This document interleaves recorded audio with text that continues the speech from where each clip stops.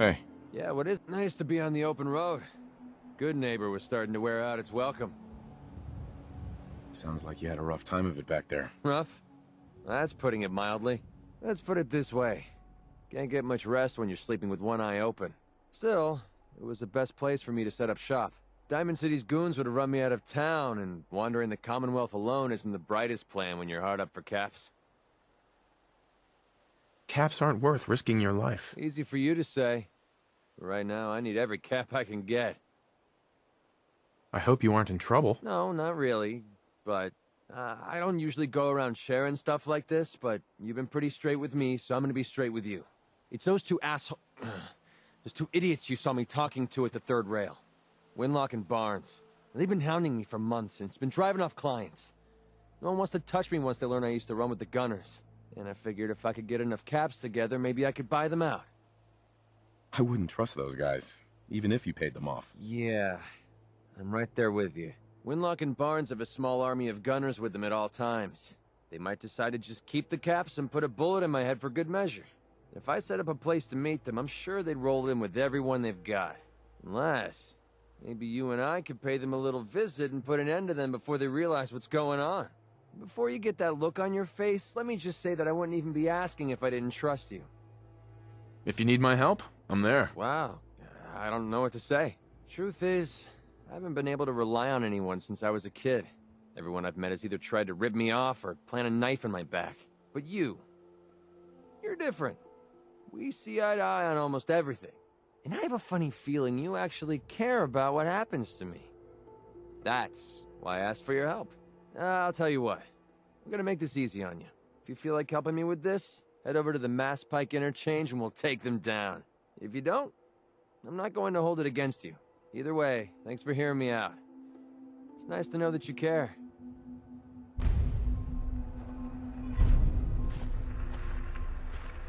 Heads up. Neat. This should send a message to the Gunners to stay off my back. I'm sure they heard you loud and clear. Definitely. With the Gunners, it's always about the bottom line. They just lost this entire way station, and that cost them big. Besides, they have no way of knowing I was involved. Anyway, I guess I owe you a favor now. After all, you hired me, but I'm the one that dragged you out here. You don't owe me. You clearly needed the help. Sure, but I like everything to remain nice and even. And you're one up on me. Tell you what, I'm going to give you back the caps you paid me in Good Neighbor. I'll still stick with you because that was part of the original deal, but now we're even. There you go. I guess we're done here. Lead on, boss. Hey. What's up? So, you impressed yet? I told you I was a damn good shot. Actually, I'm quite impressed. Yeah, I thought you might be. I'm completely self-taught, you know. Picked up a sniper rifle when I was 10 and never looked back. Always thought it was smarter to hit my targets at long range. I mean, why take chances, right? Besides, I had to come up with every trick in the book to survive the Capital Wasteland. I can't imagine how difficult it must have been out there. Well, at least I wasn't alone. Lived underground in a place called Little Lamplight with a bunch of other kids. Left there when I was around 16. We kind of had a policy there. No adults. When you were 16, you packed up and left. I know, it sounds crazy, but having adults around was something we couldn't trust. Pretty brave. A bunch of kids living alone like that. I don't know. Looking back on the whole thing, I think we were just lucky. Anyway, when I hit 16, I ended up wandering the Capital Wasteland for a while. I took the odd job here and there, but things were pretty hot with the Brotherhood of Steel running the show. So I hitched a ride with a caravan and made my way north until I ended up here. Made a pretty decent name for myself before I heard that the Gunners needed some sharpshooters. Biggest mistake of my life. They were animals. Killed anything that moved if it got in their way. I went with it for a while because the caps were good, but I don't know. I guess it started to catch up with me. So I quit, which pretty much brings us to now. So there you have it. My whole life in a nutshell. Thanks for sharing that with me. Well, you've earned it. Look, I know I tend to be a pain in the ass. I mean, I know I tend to be arrogant and I come off like I want to be alone. Nothing could be further from the truth. Being alone scares the heck out of me. Now that we've been traveling together for a while, I'm beginning to realize how much I missed having someone I could depend on. I just wanted you to know that I'm going to do everything I can to see that it stays this way. Well, that's all I had to say. Hope you got something out of all that. I know I did. Hey, I never got a chance to properly thank you for helping me take out Winlock and Barnes. We're friends. No thanks necessary. Well, I wanted to say it anyway. You stuck your neck out for me. I don't forget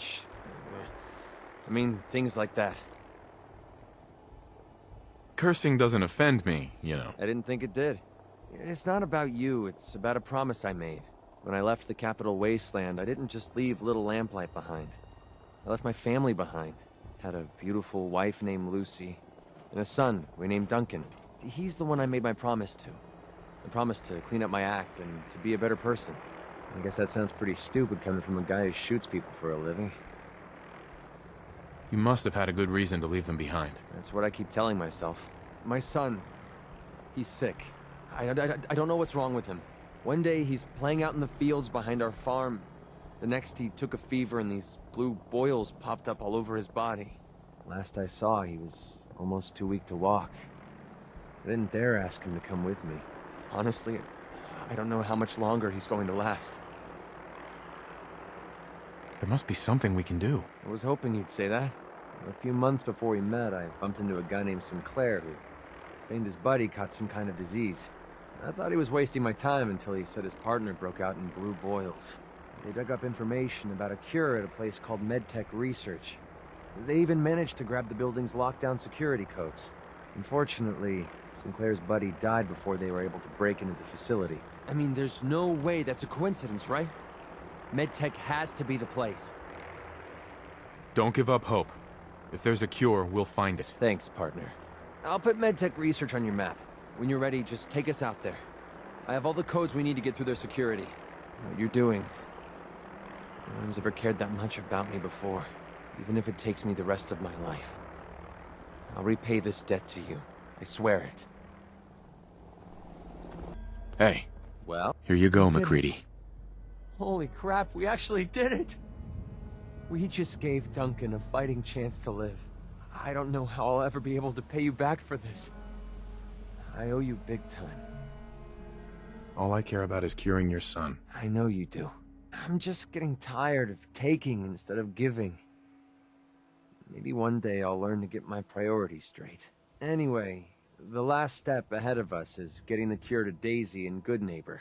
With her caravan contacts, she's the only one I trust to get this to Duncan on time.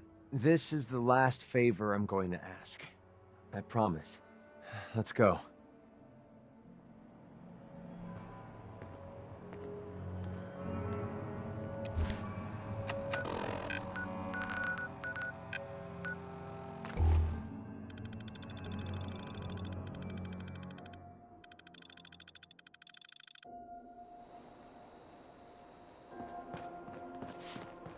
Hey.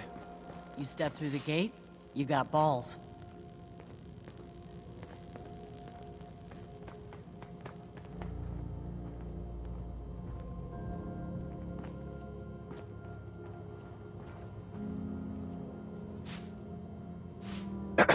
MacCready, I haven't seen you in a while. You haven't been avoiding me, have you? No, how could I stay away from someone as cute as you, Daisy? Well, you're a lousy liar, but I'll just play stupid and pretend I don't know that. So, what do you need? I got it, Daisy. I found the cure to Duncan's disease. Oh my god, that's wonderful news. How'd you do it? Last time you tried, the ferals almost chewed you to bits. I didn't do it alone. My friend here got me through MedTech. Now, all I need to do is to get the cure into Duncan's hands. Can you help me? Of course, MacCready. You've saved my behind more than once. It's the least I can do. It's okay. You can trust me. I swear I'll get the cure to Duncan. If MacCready trusts you, that's good enough for me. I appreciate that. He's actually not so bad. Once you get to know him. I'll get the sample on the first caravan leaving the Commonwealth. The driver owes me a few favors, and he's reliable. It will arrive at your homestead in no time, MacCready. Thanks. You're a doll. Hey, do me a favor. Take care of MacCready for me. He's one of the good ones.